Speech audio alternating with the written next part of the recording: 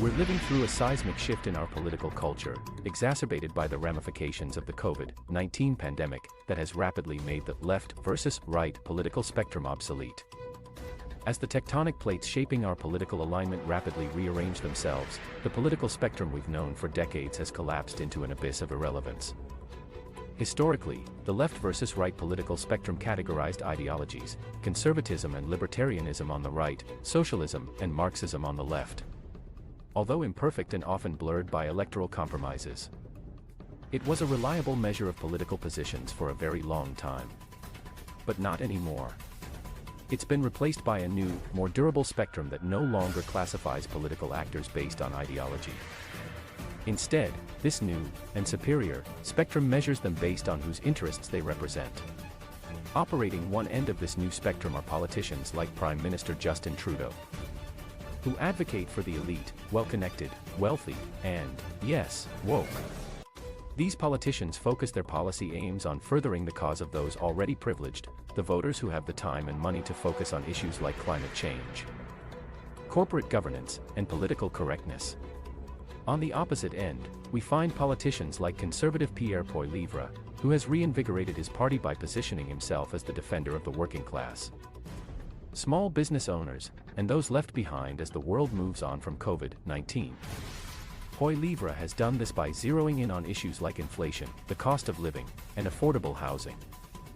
In his book Right Here, Right Now, former Prime Minister Stephen Harper channeled British writer David Goodhart when he characterized the divide as being between those who live somewhere and those who can reside anywhere.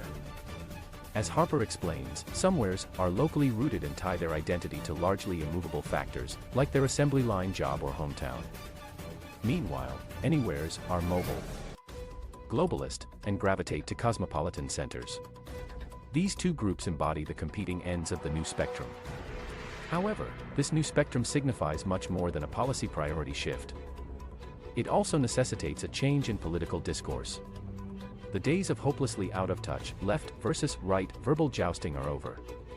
Today's most effective political communicators are having a much more resonant and compelling everyman versus elites debate.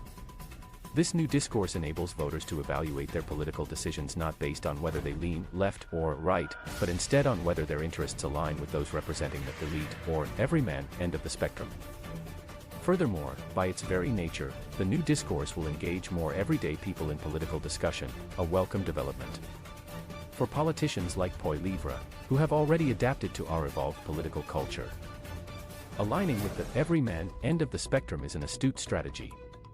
That's because while this new spectrum is like its predecessor in that it has two distinct endpoints, it's not balanced in the same way. Imagine the new spectrum as a seesaw. On one end, we have the masses, the everyday people. This side of the seesaw is grounded by the sheer number on its side and anchored close to the earth. On the opposite side are the elites, a much smaller group precariously elevated.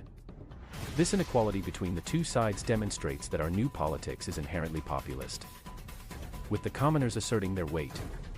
The politicians with the largest audiences will be those who keep themselves closest to the ground. Winning now depends on one's ability to adapt to the new spectrum and master our evolved political discourse. In other words, today's politics are far less about what your policy does than whose interests it serves.